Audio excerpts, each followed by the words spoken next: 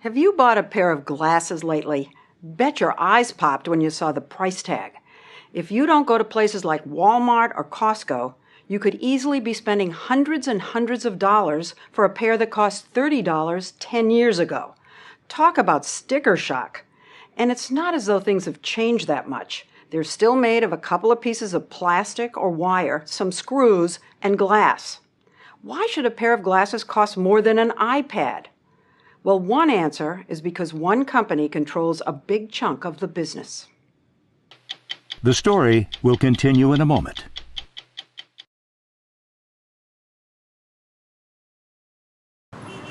Never has there been so much choice. Ray-Bans, Oakleys, glasses for running and skiing, and even reading. Oh, no. A staggering variety of colors and designers. You'd think the competition would force the prices down. Wow, look at that. One reason it hasn't is a little-known but very big Italian company called Luxottica. If you own a nice pair of specs or shades, they're probably theirs. Luxottica is the biggest eyewear company on Earth. It shuns publicity, but CEO Andrea Guerra invited us in for a look, and it was eye-opening. Do you have any idea how many people in the world are wearing your glasses right now? At least 500 million are wearing our glasses now. Luxottica started here as a small tool shop in Agordo, a dot of a town in the Italian Alps, when frames were still made of mountain goat horns. This was the factory in 1961. This is what it looks like today. Last year, Luxottica made some 65 million pairs of sunglasses and optical frames. They don't make prescription lenses. And we saw mountains and mountains of glasses in boxes headed to China, India, Brazil, and above all, to the U.S. But they're very expensive. They can be very expensive.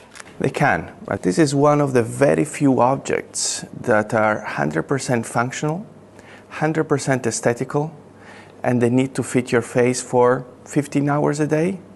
Not easy, and there is a lot of work behind them. Luxottica's product manager, Isabella Sola, explained that the company revolutionized how we see glasses. You think I look cool? Yes, I think so. I think I look cool too. It wasn't that long ago that glasses were uncool. You only wore them if you absolutely had to. I can remember not that many years ago my mother telling me that men will never ask me out if I wear my glasses. I was to go blind if I wanted dates.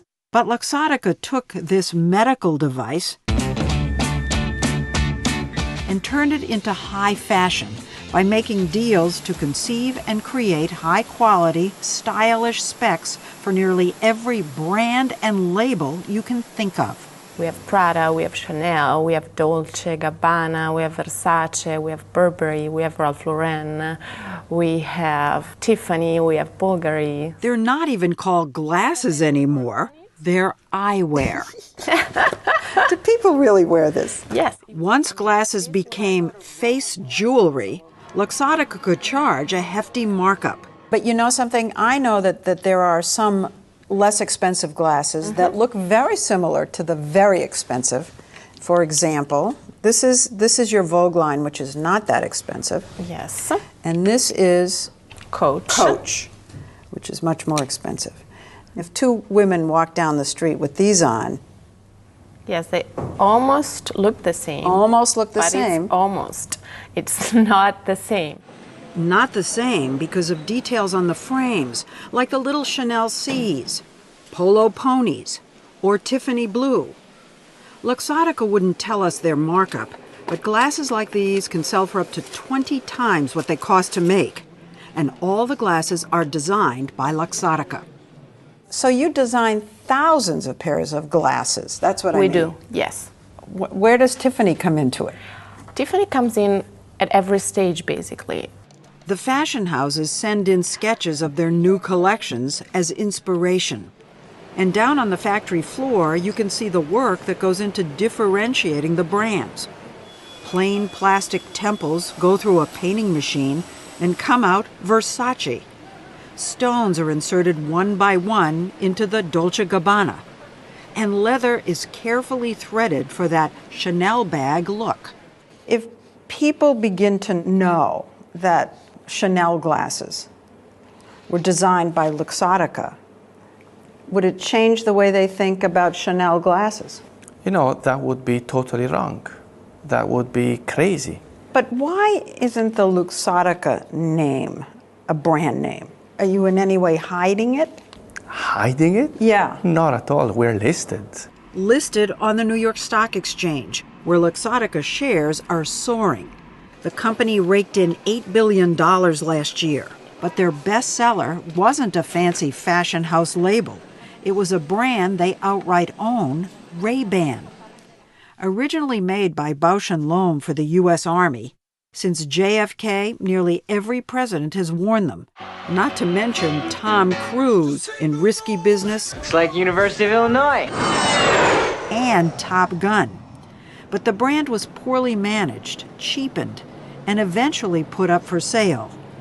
The Italians bought it in 1999 and had a strategy to turn things around. We stopped selling sunglasses from Ray-Ban for more or less a year. When you bought it, you could buy them for, I don't even know how little money. $29? $29 at the drugstore, at a gas station, and you took them off the market. We refurbished everything. And made them upscale. Today, those $29 pairs can cost $150 and more. And Ray-Ban is the top-selling sunglass brand in the world. When Americans go to buy these glasses, I'll bet 99% think they're buying an American brand. It is an American brand. What's wrong with it? I mean, it's an American brand owned by Italians. I think the world is this. It is the world, and we don't realize it. That's the thing. Before I started working on this story, I'd never heard the name Luxottica. Yeah. Which is all the more surprising since Luxottica not only bought Ray-Ban, they also bought LensCrafters, the largest eyewear retail chain in North America. So now they make them and they sell them. It's great for business, but is it great for the consumer? I asked LensCrafters president Mark Weichel.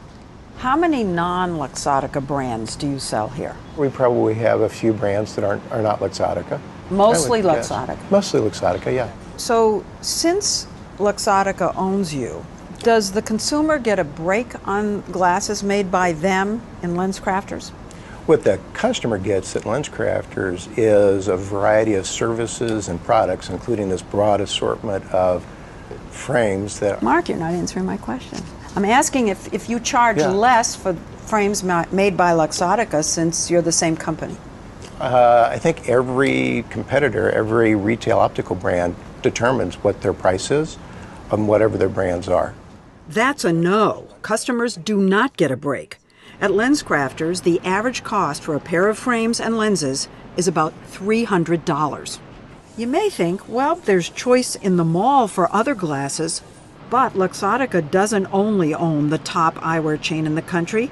It owns another large chain, Pearl Vision, and Oliver Peoples, and several boutique chains. And it runs Target Optical and Sears Optical. And we're not done. Luxottica also owns Sunglass Hut, the largest sunglass chain in the world. So is there a free market in eyewear? No, I don't think there really is. I think one company has excessive dominance of the market. SmartMoney.com columnist Brett Ahrens says the appearance of variety is an optical illusion. The reality is, it's like pro wrestling competition. It's actually fake competition. Consider what happened to Oakley, the world-famous maker of advanced sports eyewear. Oakley was a big competitor, and they had a fight with Luxottica, and Luxottica basically said, we're dropping you from our stores. And Oakley, they refused to sell their glasses in their... It was a dispute about pricing, and they dropped Oakley from the stores, and Oakley's stock price collapsed. How is Oakley going to reach the consumer if they can't get their sunglasses in Sunglass Hut? There were some issues between the two companies in the beginning of the 2000s, but both of them understood that it was better to go along. Better to let you buy them. I wouldn't say this. We merged with Oakley in 2007. You bought so we're Oakley. talking. They tried to compete and they lost, and then you bought them.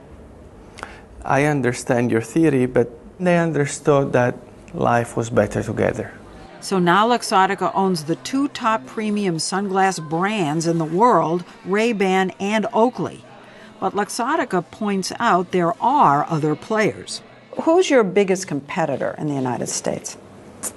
You could say Walmart. Also Costco and emerging online companies like Warby Parker. But other competitors told us Luxottica has them in a chokehold. If you make glasses, you want to be in their stores. And if you have stores, you want to sell Ray-Bans. So Luxottica can set the prices as high as it wants. Luxottica's dominance, it's what's called a price maker, which means that essentially it can set prices and other people will follow in its make. Which he says is why glasses in general cost so much, even at your local opticians. The whole point of a luxury brand is to persuade people to pay $200 for a product that costs $30 to make. Well, let me show you something. Why is it any different than my shoe? Well, to some extent, there's actually a lot of comparisons. The difference is actually that there is, the entire shoe industry isn't made by one company, and the same company doesn't also own all the shoe stores. You'd think, well, surely insurance companies covering vision would complain. But guess what? Luxottica also owns the nation's second largest vision care plan, iMed, covering eye exams and glasses. What don't you own? A lot of things. Not really. You seem to, really. Why not combine everything under one name? I think people love diversities. People love to have different brands. People love to have different experiences. It's an illusion of choice if you're all owned by the same company. I think this is totally wrong. The question is what kind of choice consumer has. It's not a question of how many you own. How does the consumer benefit from all of this? Your prices are still high. If you go to a shoe company, would you say that their prices are high? You're trying to tell me it's all worth all that money. Everything is worth what people are ready to pay. And you know what? He's right. It seems people are ready to pay a lot. I bet they cost a fortune. They're not too expensive. They cost almost $400. With prescription lenses, the price could jump to $600 or more.